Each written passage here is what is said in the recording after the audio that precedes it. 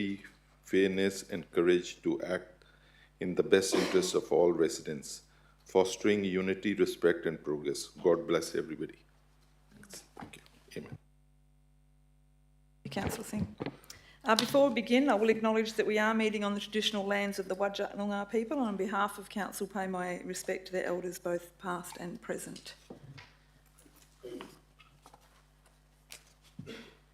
It is now 7:01. I declare the meeting open. There are no announcements of visitors. I will just read the disclaimer.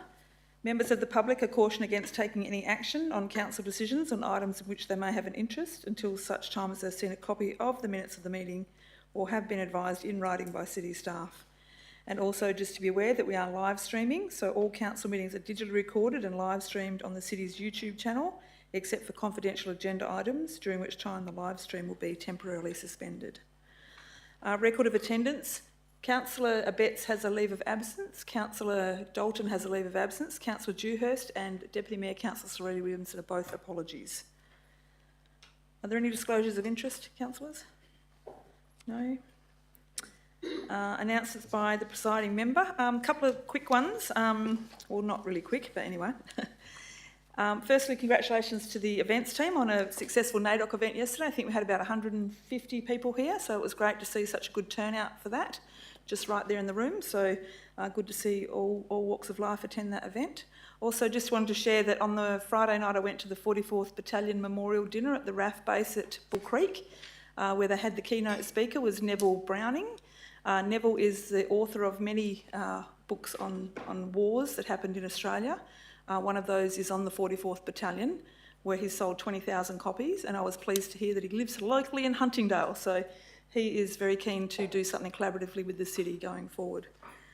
Also had the opportunity to meet the captain of the AFLW Dockers team, and her name is Ange Thanet, and she grew up in the city of Gosnells as well, so, and her mother still lives here, so all good things coming out of the city of Gosnells. So, moving on. Are there any reports from delegates? Councillor Good, thank you.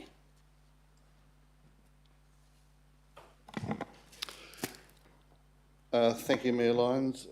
Councillors, you'd be pleased to hear, I think, Councillor Baines and myself attended a Metropolitan Outer Development Assessment Panel today, known as the MODAP. It was a development of 15 units, if you want to use that expression, units on 100 Spring Street in Thornley, which is about 200 metres east of the Thornley train station.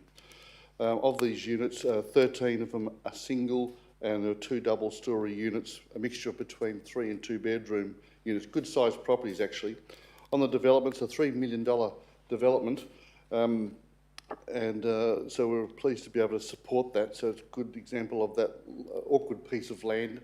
It was an unusual shaped piece of land being given the approval today at the MODAP. But in addition to that, I was lucky enough to be able to speak to them after the approval, and was given a high degree level of confidence that one, they're going to, I think, retain 3 but sell the other 12 of them, and they've already got people lined up for the whole lot, which is actually very encouraging. But more encouraging, they said that they can actually build them quite quick.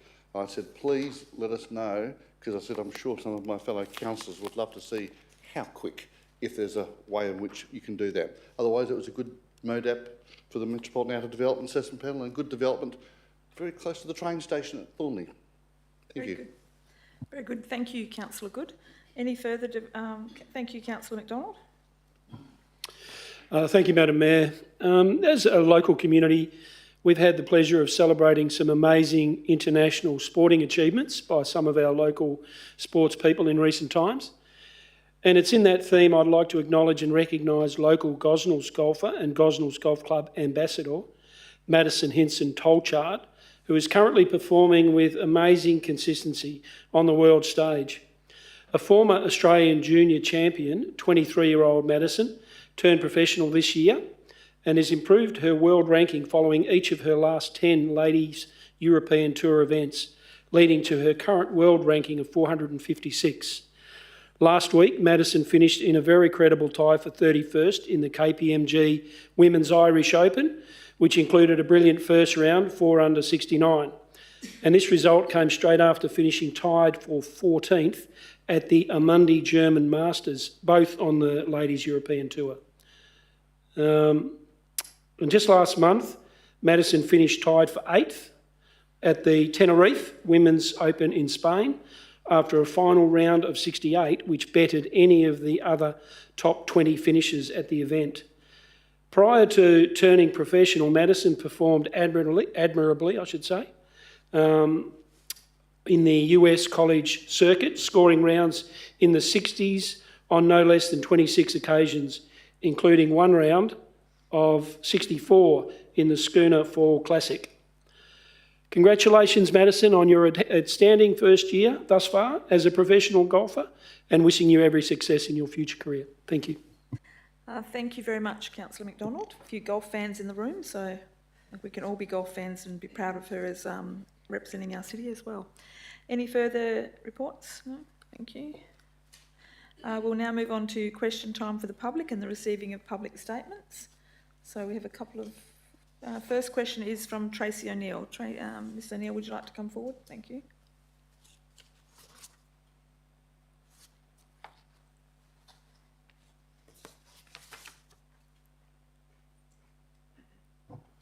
Thank you, Madam Mayor. Just inquiring, how much was the Lottery West grant for the last Fusion Food and Cultural Festival?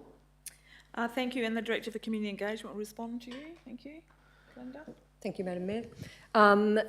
We got $80,000 from Lottery West for our whole events calendar, and of that we're required to spend $40,000 on Fusion. Okay, thanks so much. Thank you. We now have Mr Leon Walker. Would you like to come forward, Mr Walker? Thank you. You answering all these? Given that the closing time, the closing for submissions on the differential rates was advertised as 4 p.m. Friday, June 2025, how is it that the report tabled at the Special Council meeting on July 1 states that the closing for commissions was 28th of June 2025? Thank you for your question. Mr CEO will respond. Thank you. Thank you, Madam Mayor. The report should have said the 27th. Thank you. Given that the closing for submissions was Friday, June 27, how is it the report that was tabled at the Special Council meeting was written and published prior to the advertised closing for submissions? Okay, Mr CEO will respond. Thank you. Thank you, Madam Mayor. The report was reflecting how many people had responded at that date, and we were able to provide a verbal update of additional submissions to Council afterwards. Thank you. Your next Thank question. you. Who advised the examiner that my submission was not, quote, included in the report to Council because it addressed the size of the increase, end quote? Thank you. Mr CEO will respond to that question as well. Madam Mayor, I don't know, but that issue was raised at the Special Council meeting to pass the budget, as I remember, and that comment was made, so I presume the examiner just picked it up from the recording of the meeting. Mr Walker, I'd just found the other 2 pages of questions you've got, so go ahead. Thank you. Thank you. Irrespective of what my submission addressed, how could it possibly have been included in the report which had been written and published prior to my submission being received? Mr CEO, thank you. Madam Mayor, as I say, we needed to prepare the report and we were able to brief on late submissions. Thank you. Your next question. Is it considered courteous and professional that a resident making a submission is only advised in the media that their submission was not considered? Mr CEO, thank you. Madam Mayor, I'm not sure that when we ask for submissions, we don't necessarily respond to everybody and tell them that their submission's been received. Thank you. Were all 5 other submissions not considered because they addressed the size of the increase in rates? Mr CEO. Madam Mayor, all submissions were considered. However, the law requires local governments to seek comment on differential rates and how we're differentially rating between different categories of land, rather than what the rate increase will be overall. Thank you. And your last question. Which section of the Local Government Act, any regulation empowered by the Act or any local law mandates that a resident cannot make a submission regarding a proposed increase in rates? Mr CEO, thank you. Madam Mayor, there's nothing that says that people can't make submissions on any matter, including what the increase in rates will be. The fact is that we were responding to a legislative requirement to consult with the community on differential rates, and that's what we were doing. But we did receive 6 comments in relation to the rate increase. Thank you. Thank you. Thank you, Mr Walker. We now have Mr Brendan Cherry. Thank you. You've got 6 questions, and as we have time, you can ask all 6 questions. Beautiful. Thank Thanks, you. Mayor Lyons. First question is, what dates will the Fusion and Food Culture Festival be held on this year at Mills Park in Beckenham? And Director Blake, thank you. Thank you, Madam Mayor. The festival this year is scheduled for Friday the 7th and Saturday the 8th of November. Thank you, Director. Question 2. Does the city have powers to fine people for leaving rubbish strewn across a certain area, such as the cash recycling container demountable at Forest Lake Shopping Centre, where rubbish sometimes gets blown into the adjacent park? Thank you, and Acting Director for Business Services, Randy Augustin, will answer. Thank you, Madam Mayor. So the city, we can issue litter infringements to those that intentionally discard litter on a public place or on private property without consent. But where litter is blown by wind, for example, at that recycling place, they will not be liable for an offence. Thank you for that. Thank you. Next question. Question 3. How many infringements were issued in relation to illegally parked vehicles in financial year 24-25? And again, Director. Thank you, Madam Mayor. The city's issued 1,212 parking infringements in 24-25. Thank you for that. Question 4. In regards to libraries, how many members does the City of Gosnells libraries have approximately? Thank you, Director Blake. Thank you, Madam Mayor. We have approximately 64,023 members. In addition to that, just for a bit of added information, we had 420,245 visitors to the libraries in the last financial year. Thank you for that. Thank you. Question Your 5. Does council have any plans to promote the city to encourage visitors to return when the Armadale train line reopens? Yeah, I think the answer to that is we haven't got anything planned. Thank you. Thanks, Madam Mayor. Last question. Does council have an update as to when street lighting works by Western Power on Barrett Street, Southern River, will finally be completed? When Western Power do their job, I think. Sorry, I'll get the Acting Director for Infrastructure, Richard Brown, to answer your question there. Thank you. Thanks, Madam Mayor. We can confirm Western Power is scheduled for the 2nd of September. Thank you very much for all the questions and answers. Thank you, Mr Cherry. I now have Mr James McCullum wanting to speak to item number 13 on page 13 of the agenda. It's a development application for industry rule at 101 lot 73 Brook Road in Kenwick. Thank you very much. Good evening, councillors and Mayor. As the Mayor said, my name is James McCullum from Taylor Vale Planning. We act on behalf of Summer Breeze Asset Proprietary Limited, owners of lot 73 Brook Road, Kenwick, being considered tonight. The proposed application is for a change of use to industry, rural and associated works. The purpose of the development application is to seek approval for a use which accurately describes activities on site and to capture works that are required to support this use. The works are 2 demountable structures for staff amenities and a toilet washroom, diesel pump and a laid out and hard stand area of approximately 2,000 square metres. As a summary, we are supportive of the officer's recommendation presented to council, just hoping to provide some more context and information to the council and opportunity for questions. Our client purchased the site in 2020 and has been operating a maintenance service from the site for rural machinery based out of the approved home occupation dwelling and outbuildings on site. Over time, our client has expanded their business to include 2 additional employees, a total of 3, operating between the hours of 7 and 5 p.m. The operation provides a rural repair and maintenance service, primarily for rural machinery and plant, such as tractors, combine harvesters, trucks and mobile refuel tankers. In addition, the site has progressively needed to provide a facility to provide for temporary storage for rural equipment, such as fencing and vehicle parts, used for future repairs. The laydown area is required to accommodate this temporary storage in a controlled manner. Equipment is generally received in shipping containers before being repackaged on site and then shipped to rural locations or used on site in repairs. The 2,000 square metres of laydown area is required to contain all material as it is received.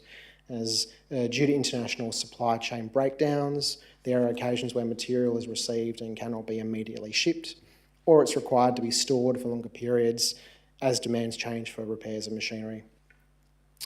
We've made significant changes to the submitted application following assessment by the City of Gosnells and comment from government stakeholders such as the Department of Biodiversity, Conservation and Attractions and the Department of Water and Environmental Regulation, primarily to ensure that Brook is protected and not unduly impacted by the proposed works. The changes include relocation of the site amenities to approximately 60 metres from Brook, which is greater than what was required by the government stakeholders, relocation of existing laydown areas, and confirmation of how we're going to be managing off-site wastewater and sewage disposal. While we originally sought permanent development approval for the use and works, we're comfortable with the temporary approval period on the basis that the locality is in transition, that further planning is required to provide for foreshore buffers, and that this planning work may foreseeably occur within this 5-year period. It's our view that the proposed works are directly consistent with the existing zoning of the site. The operations proposed are low impact as they are screened from Brook Road by existing vegetation, and operations will occur within standard working hours. The proposed works are set back from Brook, a significant amount exceeding the requirements of government stakeholders. The proposal is supported by all government stakeholders as well as the City of Gosnells administration, and the proposed development is consistent with the orderly and proper planning of the site and the locality and does not impede for further planning in the Maddington Kenwick strategic employment area. We therefore request that Council approve the application as presented, consistent with the recommendation of officers. And if there's any questions, I'll be happy to take those. Thank you very much. Thank you, Ben. There are no other public statements at this time, so we'll move on to the confirmation of minutes. Can I get a mover, please? Councillor Good to move that and Councillor McDonald to second that. Are there any questions on the minutes? Councillor Saiful Islam, yes. Thank you. Thank you, Madam Mayor. I would like to raise an issue regarding the accuracy of the recorded minutes from our last special council meeting held last week, dated 1st of July. In relation to Council Resolution 4.4, the minutes incorrectly state the amendment was moved by Mayor Teresa Lyons. Voting results carried 10/1 and against was Councillor Saiful Islam. This was factually incorrect on 2 points. First was I was the councillor who moved the amendment. The amendment in question was the note 2 contained in the budget be amended to state the City of Gosnells will fund prizes worth of $5,000 in total to encourage payment of rates in full by the due date. Secondly, I voted in favor of this amendment. It was carried anonymously, including my support. The recorded result showing my vote was against, which was incorrect and contradicts the actual proceedings. In addition, I would also like to draw attention to a likely error in Resolution 3 of 4, which states it was moved by Mayor Teresa Lyons. As per the standing orders, the mayor would not have been able to move this item as she had moved already the substantiated motion. This was moved by Councillor Glenn Jurist. This may need to be revisited to ensure the accuracy. And it appears the confusion arose when, Madam Mayor, you moved the substantiated motion and then proceeded to bundle all amendments and the original motion together for voting. In my view, this is not a best practice and leads to contradiction and confusion in both process and recording. I respectfully request that the minutes be recorded to correct it to reflect the accurate mover and voting record of the resolution in question. Thank you. Thank you, Councillor Islam. Do I have an opportunity to respond to that? I've never had this happen before, but I'm going to respond. You're in the chair. Yes, thank you. I'm going to respond to that because the minutes reflect how things happened, and it is best practice to bundle all of the amendments together with the original item and vote them all at the same time. Where there is an issue here is, as you have said, I don't know if you've seen the process in the minutes of where it's occurred, but there is an error there in that you did vote for. You voted for this, so in the lead up to it, you can see that you have voted for it. but it is the practice to put it all together at the end, and you did vote against the main item at the end with it all bundled together. So I think the minutes reflect correctly, and I'm not sure, I'll take some advice from the CEO how to change that, if that's something that we can do, but I think it is reflected in the minutes how you voted through and the fact that you did move those amendments as you have said. Madam Mayor, I don't believe the minutes can be changed because I think they reflect what happened, but what I think Councillor Islam's been able to do was to explain his position that he was actually in favour of certain elements of the motion, which is quite clear because he moved them and voted for them. So I think you're absolutely right. It came because everything was then moved together at the end, and Councillor Islam obviously didn't support an element of that. So I'm not sure we can change the minutes, but I think the fact that we're recording Councillor Islam's statement now reflects what he feels in terms of his vote should have been. So I think that's captured in that way. Yeah, and I think the minutes do reflect how it went down. So, you have another question? Sorry, can I just ask a follow-up question on this? Then, if you look at the resolution 4 at the amendment, at the actual at the end of the minutes, in that it says moved by the Council Resolution 4.4 of 4 moved by Teresa Lyons. It was not correct. It was moved by myself, right? I may have voted against it, but then it was moved by myself and seconded by Glenn. Yeah, I understand what you're saying, but once this all gets put back and bundled together, they move it as I move the original item. So we're talking about the original item. What we could do in future, if we see this as an issue, and I've had a request for this tonight, is to move the recommendations individually, and then we'd have a different result. So we can look at doing that in the future. But we know that you were supportive of those items, definitely, and it's clear now on these minutes that that is the case. Thank you. Are there any other questions on the minutes, councillors? No? If you could please cast your votes. Thank you. Oh, we can vote here.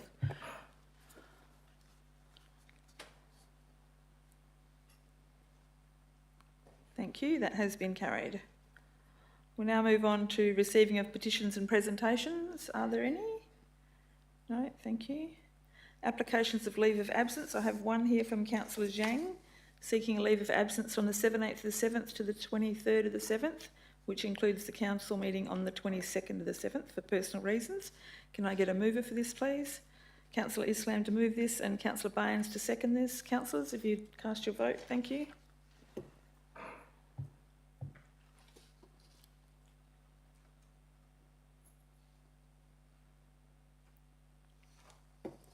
Someone hasn't voted, maybe that was me. Thank you, that has been carried. There are no questions of which due notice has been given, so we'll now move on to 13.1.1, the Memorandum of Understanding with the National Growth Areas Alliance and the Mayor's nomination to the Strategic Advisory Committee. Can I get a mover for this, please?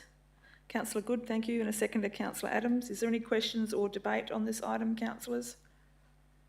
No, thank you. If you could cast your vote, thank you.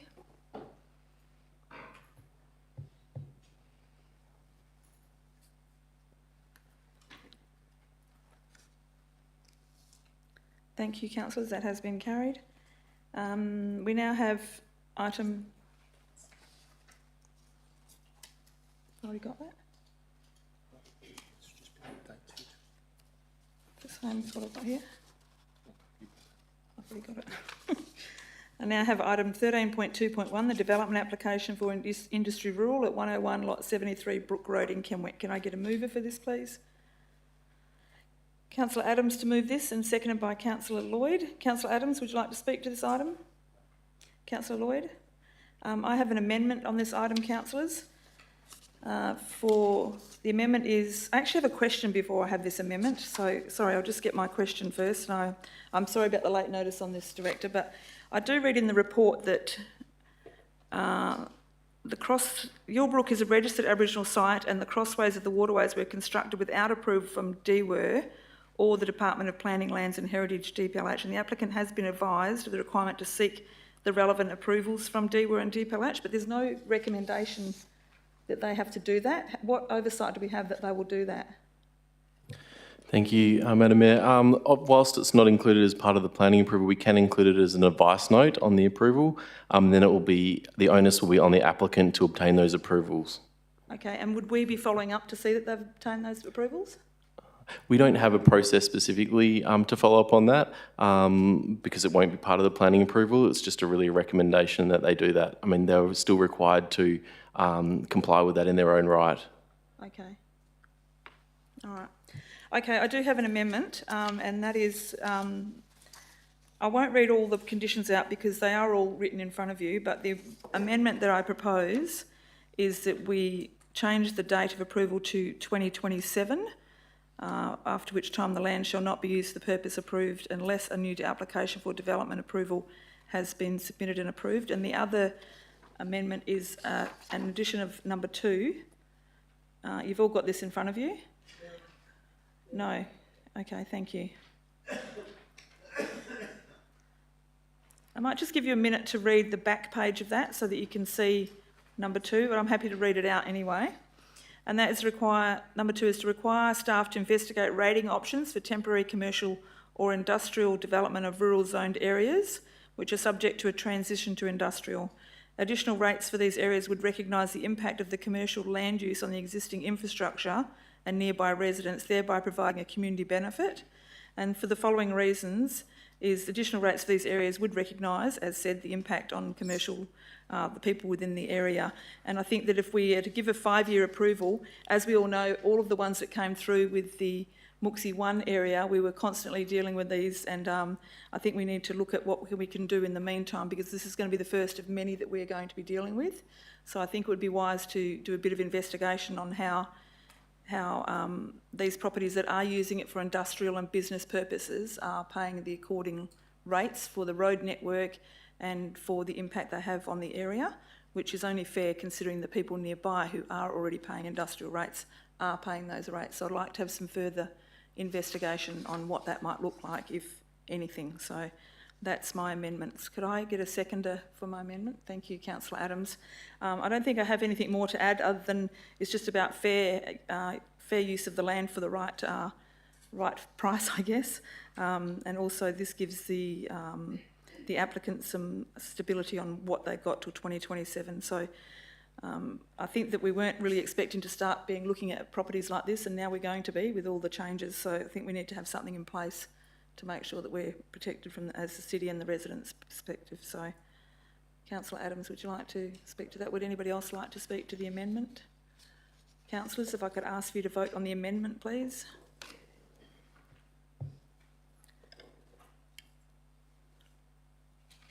Thank you, that has been carried. And now put that back with the original item. Is there any further debate on the original item? No? Councillors, if you could please cast your vote on the original item, which will include the amendment. Thank you, that has been carried. Would you like a copy of this, sir, the amendment? Thank you.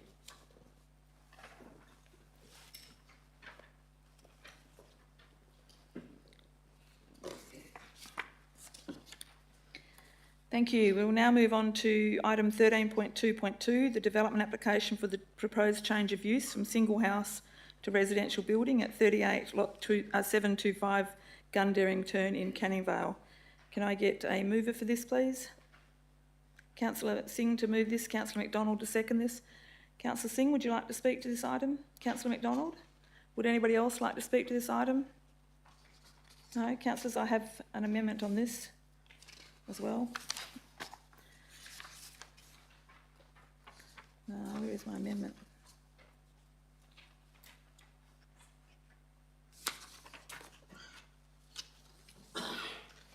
Oh, yes. I'm happy to go with all of the officer's recommendation in refusing this item, but I would like to add a section 2, which is the green that you've got in front of me, which requires a local planning policy to be drafted and brought to council that provides guidance for determinations for development applications for unhosted short-term rental accommodations. For the following reasons, it's a little bit more than to ensure transparency in decision making, but if I can get a seconder, I'll speak to this. Thank you, Councillor Adams, to second that.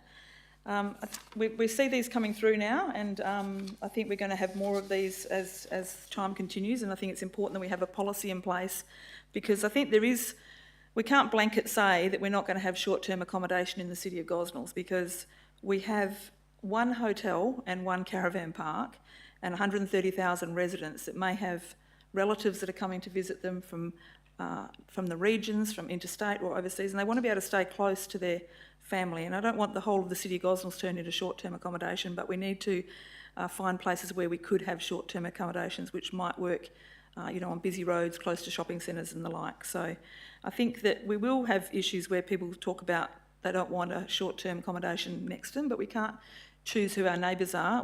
There are all sorts of problems that you can have with neighbours, and we can't even stop a daycare or a childcare centre being built right next door to residential houses now. So I think we have a need for short-term accommodation in the city, and I don't think that blanket putting a policy over it that is designated for a tourist area is what should be happening here in the city. So I think we should have a policy, and I think council, maybe that includes some community consultation on what the community think as far as who might use it and who might not. So yes, I ask for your support on this amendment for a policy to be developed on short-term accommodation within the city of Gosnells.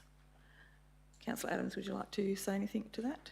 No? Would anybody else like to speak to the amendment? Councillor Good, thank you. Thank you, Madam Mayor. Excuse me. Yeah, it's imperative. We need to have a policy in this chamber. Either the previous OCM or maybe the one before, it was spoken about. We had another application for a property, Matilda Street, Huntingdale, to the best of my recollection, and the same issue was where people wanted to short stay accommodation. You only have to do a Google search on any Airbnb and you will find they are everywhere. So we need the guidance. Yes, we know Welga have come out with their guideline, if you like, but we do need a policy. So that's why I strongly support the motion, the amendment to get this through, because we need that guidance. And even though one of the key issues that comes through is the fact that we're not a tourism destination, technically, the fact of the matter is there's some beautiful homes in our city, and people might want to stay there and then go and do a 20-minute drive to Araluen or Alice Brook Valley or wherever they like. So whilst we're not a tourist zone and such, we've got some pretty accessible, and particularly within light of the train station now at Nicholson Road, Ranford, and of course Thornley being upgraded, you can actually easily accessible most places from here. So we need a policy. It's that simple, because if we don't, we can't manage it. So I support the amendment. That's good. Would anybody else like to speak to the amendment? Councillors, I'll put you to vote for the amendment, please. Cast your vote for the amendment. Thank you.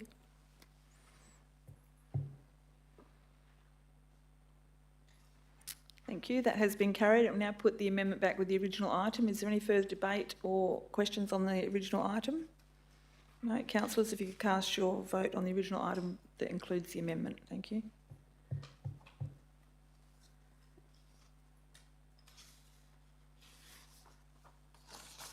Thank you. That has been carried.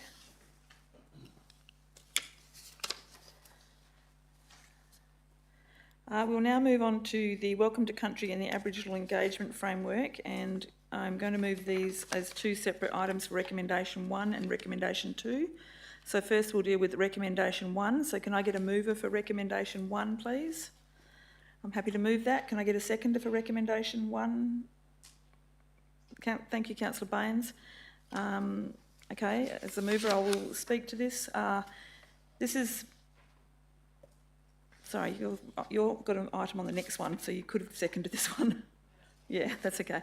Look, this is just a policy that you put together what we're already doing in the city. So just to give the staff some guidance and a clear reference point of what they need to look at when they're planning for, doing events and the like, or if they're going to be engaging with our Aboriginal community, just so they've got a guidance to reference to. This is for the policy for the Welcome to Country and Acknowledgement of Country. So, yeah, I'm in support of the officer's recommendation on this. There's a seconder. Who's the seconder? Councillor Baines, would you like to speak to this item? Would anybody else like to speak to this item? Councillor Islam, thank you. Thanks, Madam Mayor. I just got a question, if I can ask. On the policy number 2, it says the council will adhere to the Noongar protocols of Welcome to the Country developed by the Southwest Aboriginal Land and Sea Council for guidance on contacting elders, payment of fees for service, and observing other necessary cultural customs during events. Can I just get a clarity on about the payments of fees or services, how much it might cost our ratepayers? Thank you. Thank you for the question, and Director Blake will respond to your question. Thank you. Thank you, Madam Mayor. Councillor Islam, the policy was actually amended to council will refer to rather than adhere to, so the attachment in the report reflects that change. In terms of fees for service, the protocols recommend between 500 and 1,000 for each welcome to country, with $1,000 being at the upper end. We estimate that we would do at the most 7 welcome to countries, so anywhere between $4,000, $7,000 if we pay $1,000 for every welcome to country, which it's unlikely we would do. Thank you. Any further questions on this item, councillors? Councillor Lloyd, yes? Oh, I have a question. Yes? I wanted to speak against this welcome to country policy, not from a place of division, but a genuine desire to find balance and fairness, both culturally and financially. In my first few months as a new councillor, I attended so many events and was exposed to various cultural activities and performances, one of those being welcome to country and smoking ceremonies. It brought a big smile to my face, to be honest, and as have all of the cultural performances that I've attended over my time. But my experience began to shift. Event after event, speaker after speaker stood and gave acknowledgements that felt more like something they had to do rather than something that they genuinely wanted to say.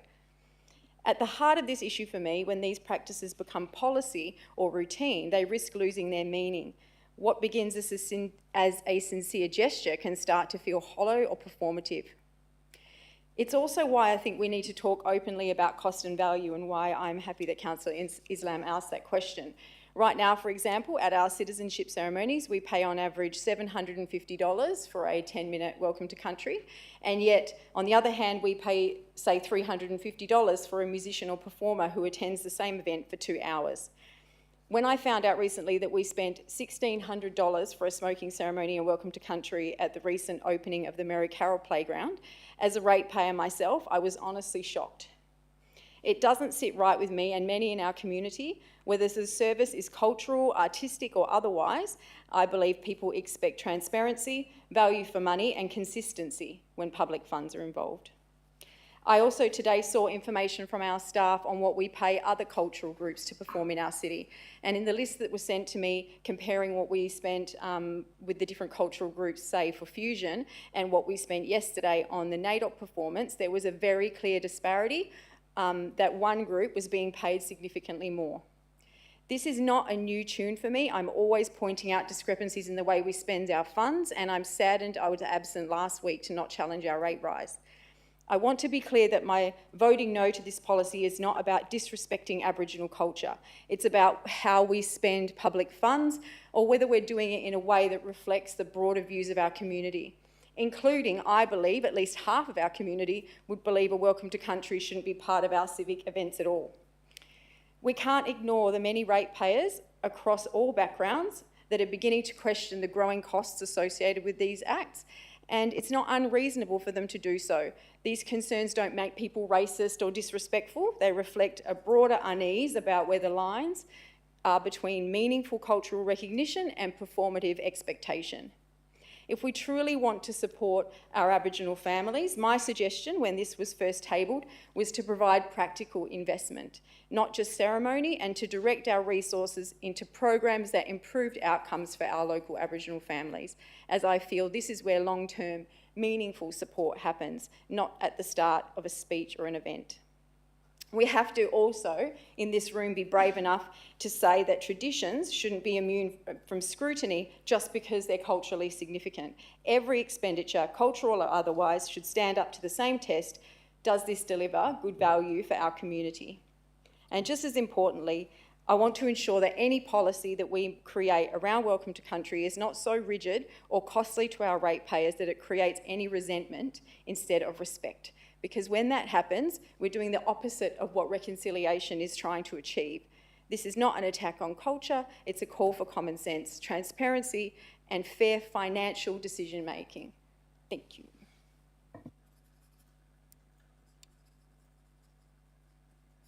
Thank you, Is there any further debate? Councillor Good, thank you. You're speaking for or against the item, Councillor Good? Against. Okay, well, do we have anyone that's speaking for the item?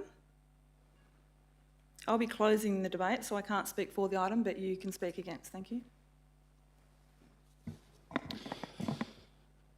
I'm against the item. Matter of fact, I must congratulate Councillor Lloyd on those comments. I echo those comments, and I do note that in here on page 41 it makes mentions of several additional amendments suggested during the initial feedback period which did not receive broad support. And I'm actually critical of myself here and potentially not having written back more information. But just to put it in perspective, a very well-known organisation called the IPA has done a survey, that's the Institute of Public Affairs, and 56% of Australians actually are in support of what you've actually just said. And I might add over 100,000 people have just signed a petition on the same wavelength about acknowledgement and welcome to country. Again, I make the point that, yes, money should be well spent in the right areas, and you could argue very clearly that some of those areas can be very divisive, and yet, like most of us in the room, you're supportive of all people from all different backgrounds getting the required support. I've said in this chamber on a number of occasions that I'm a huge supporter of people like Warren Mundine and Senator Jacinta Price as an example, so that's where I'm coming from. So I support the fact of we do what we can to support those in need, but without the additional acknowledgements and welcome. I also make the point with the same, if you've got 5 guest speakers in a row all saying the same thing, it does lose its meaning. So I concur with your comments. Thank you. Thank you, Councillor Good. Is anybody else speaking for or against this item? If there's no further debate, I will close. I'll just touch on a few things that were said, and I am still supporting the officer's recommendation even after hearing the debate against.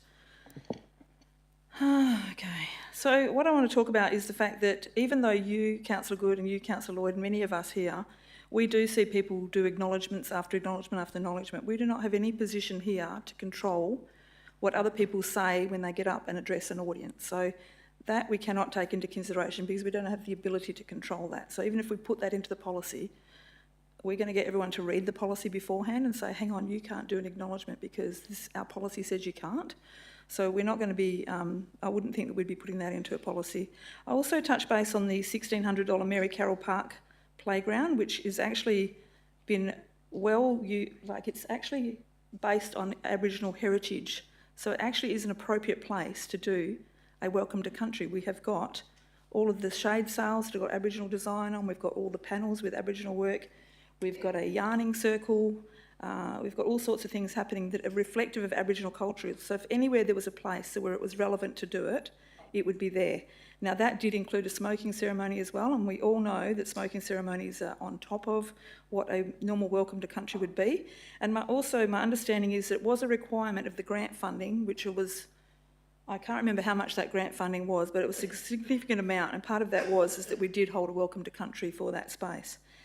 I also touch base on the fact that, Councillor Lloyd, you said that you believe that half of our population wouldn't agree with welcome to countries. Well, I don't think you could know what 65,000 people believe, and I think you can't throw statements like that out because you don't know. So you suggested some practical solutions which we'll be covering in our framework in the next item, so hopefully they'll be implemented and that'll go through. So I think that's about all that I've got to cover, other than the fact that what we're talking about here is a maximum amount of $7,000. It's not a lot. I know it's money, it's all money, but it's only $7,000 spread across maybe 5, 10, 15 events. It's not a lot of money. So councillors, I ask you to support the officer's recommendation on this and vote in favour of having a policy so I know what's expected of me, the staff know what's expected of them, and also it may assist with grant writing that we actually have a policy on these things as well. So councillors, do please cast your vote for or against this item. Thank you.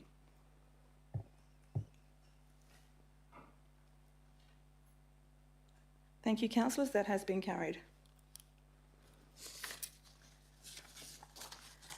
We'll now move on to the second part of this item, which is recommendation 2, which is that the council adopts the Aboriginal Framework Shared Journey as detailed in Appendix 3 of this report. Can I get a mover for this, please? Councillor Zhang to move this and a seconder. Councillor Singh to second this. Councillor Zhang, would you like to speak to this item? Councillor Singh, would you like to speak to this item? Councillor Lloyd, I know you've got an amendment here. If you would like to speak, you may. Thank you. Yeah, I've got an amendment. It reads that the staff recommendation of 2 be amended by the following words at the conclusion of the recommendation, subject to the Aboriginal Engagement Framework document being amended by deleting reference to the city's procurement policy, which provides for direct contracting of registered Aboriginal businesses on page 7 of the document, and that this procurement policy be reviewed by council in the near future. For the following reasons, I believe we should achieve equity in procurement and would like to ensure that the city's procurement policy delivers equity for all. And can I seek a seconder? Yeah. Yes, please. I think we've got a responsibility to ensure our policies are fair and transparent for small businesses in our community. Right now, a local family-run business, say, that's been operating in the city for, say, 20 years, would have to jump through the procurement hoops, get quotes and compete for even a $50,000 contract. Meanwhile, an Aboriginal business listed in the directory can be awarded up to $250,000 directly with no competition or quotes required. I just don't think it's fair or equitable for our broader small businesses in the community, especially when so many local businesses are struggling to keep their doors open. I understand why the state government adopts this policy as their projects are much larger in scale, but as a local government, I believe that we should think more local. I'm not suggesting that we scrap support for Aboriginal businesses, but I think we need to consider how we can make the playing field fairer for all small local businesses, and perhaps there's a better way to deliver targeted support without compromising fairness and trust in our procurement process. Therefore, I'd like to ask for this section to be removed and referred to a workshop for further discussion, as its adoption, as stated in my eyes, just isn't equitable. Councillor Lloyd. As the seconder, Councillor Adams, would you like to speak to this item? No? Would anybody else like to speak to the amendment? I just have a couple of questions, actually. Mr CEO, why do we have that in there? Like, why are we doing that? Are you able to answer that? Is there any legislation that says we have to do it, or is there any reason why we're doing it? You would like to... So, Madam Mayor, the state government's tender regulations provide an exemption for local governments in terms of Aboriginal procurement for procurement under $250,000. And the city just picked that up because it's in the regulations for tendering and put it into our procurement arrangements for procurement under $250,000. So that's the background to it. It came from that state government initiative to provide the exemption. And a follow-up question to that is, have we used it?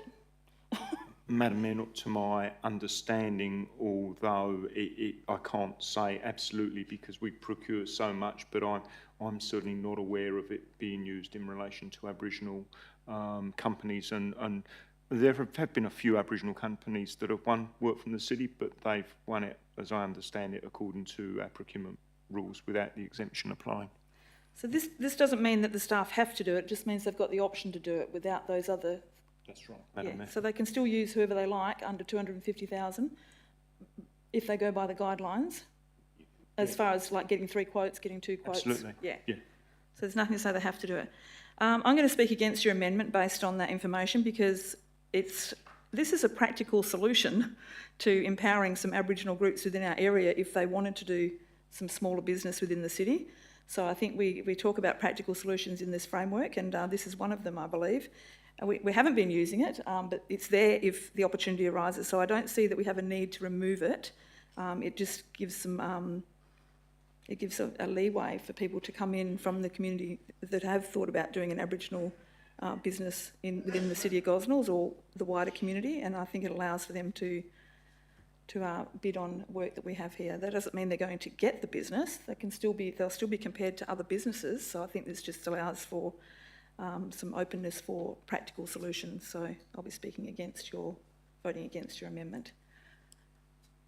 Doesn't mean I don't think the policy can't be reviewed in the future. Just I'm not voting in favour of it being removed out of this at the minute. Councillors, is there any further debate on the amendment? Otherwise, Councillor Lloyd, you'll have the opportunity to close. Thank you. I just wanted to ask a question, and just on some statements. Sorry, I'm a bit confused around the way that you've worded that.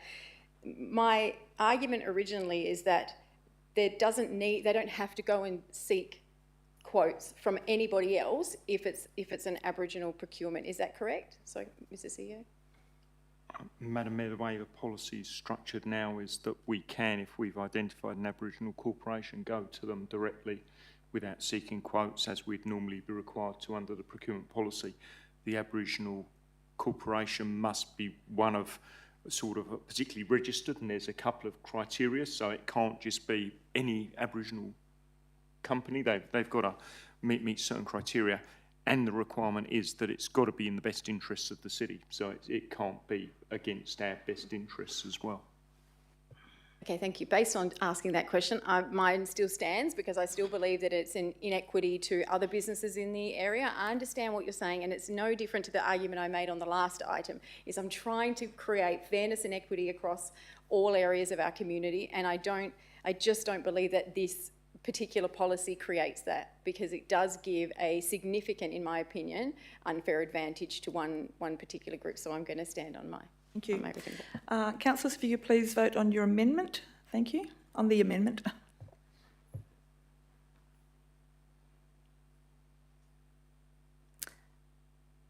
Thank you. Councillor Lloyd, your amendment has passed, so that will go back with the original item. And we will now talk about the original item. Is there any further debate on the original item, councillors? No? Councillors, if you could please cast your vote on the original. Yes, thank you. Sorry, I did have one question I noted. Hang on, let me just open up the thing. One of the parts... Sorry, Councillor. Yeah, just a question, isn't it? Yes, it is just a question. Sorry, I need to open it up. One of the other parts on was the MOU. So I think we discussed previously when we had another confidential item that I can't talk about, that we were going to go to an MOU with Langford Aboriginal Association. The question that I had is, at the moment, the situation was that a grant was applied for and the council got to have a discussion about that. By going to an MOU, would that take the decision-making away from the council and that it would be one made by staff? Can I have some clarification around what an MOU would be? Get the Director for Community Engagement to respond. Thank you. Thank you, Madam Mayor. Councillor Lloyd, we don't know what that MOU would look like, but there's certainly no reason why an MOU couldn't come back to council for endorsement if that was what council wanted. Other question? No, that was it. Thank you. I think all MOUs are coming to council for endorsement now. So, is that right? Okay, councillors, if there's no further debate on this item, if you would like to vote on the item with the amendment included. Thank you.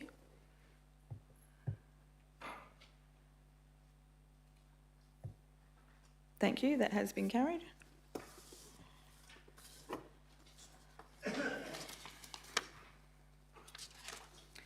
We'll now move on to item number 13.5.1, the tender for 09-2025 residential bulk waste collection. Can I get a mover for this, please? Councillor McDonald to move this, Councillor Zhang to second this. Councillor McDonald, would you like to speak to this item? Councillor Zhang, would you like to speak to the item? Thank you. I think just for the public record, because according to the city procurement policy, for all the contract and the procurement over $250,000, and the 3 quotations are required to obtain. But according to CEO, there's only 2 vendors are available for deliver these services. That's why we only received 1 offer. So based on the situation, that's why we award this contract to this vendor. So I believe the city conduct the fair and appropriate procurement and evaluation process. So I just want to keep that in the record. Thank you. Thank you, Councillor Zhang. Is there any further questions or debate on this item, councillors? No? If you could please cast your vote. Thank you.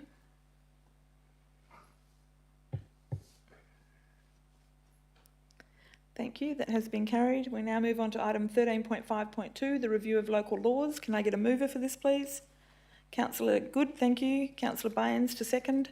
Councillor Good, would you like to speak to this item? Councillor Baines, any further debate or questions on this item? No? Councillors, if you could please cast your vote. Thank you.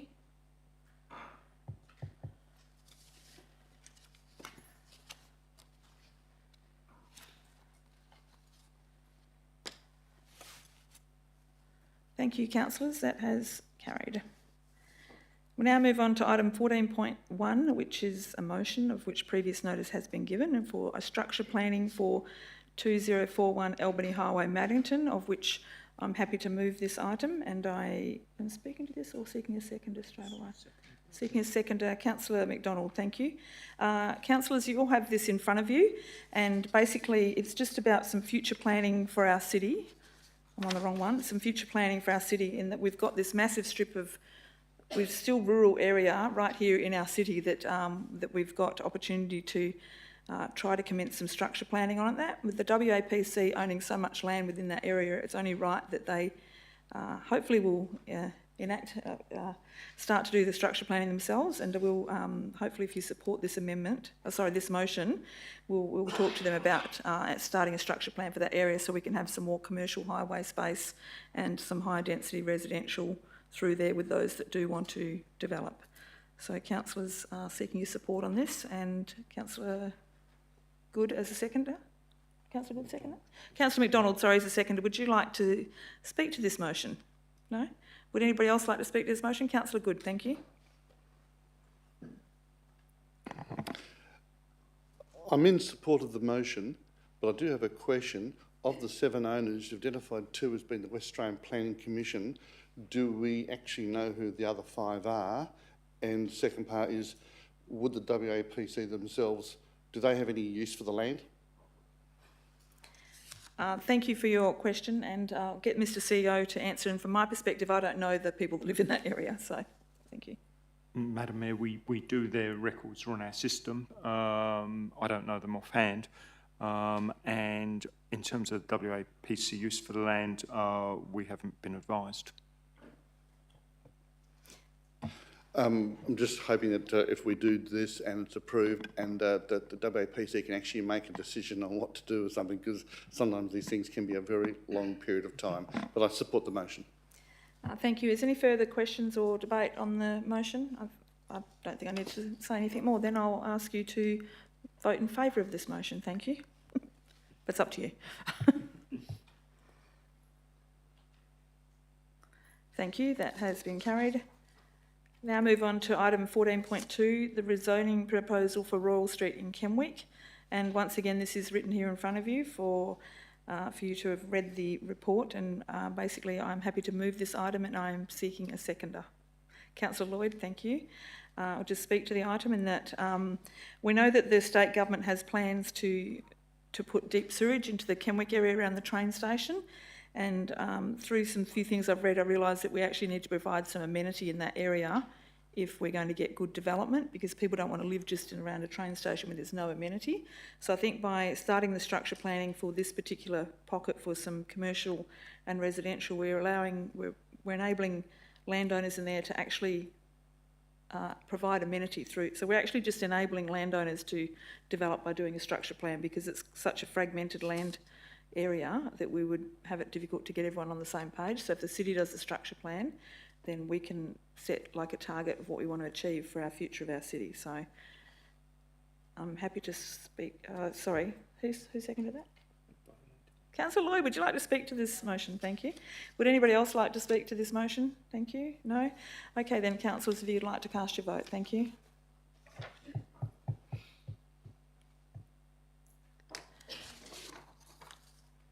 Thank you. That has been carried. There is no urgent business and there are no confidential matters, and I declare the meeting closed at 8 o'clock. Thank you very much, everyone. Thank you, ladies and gentlemen in the gallery, and to those listening at home. Good night. Thank you.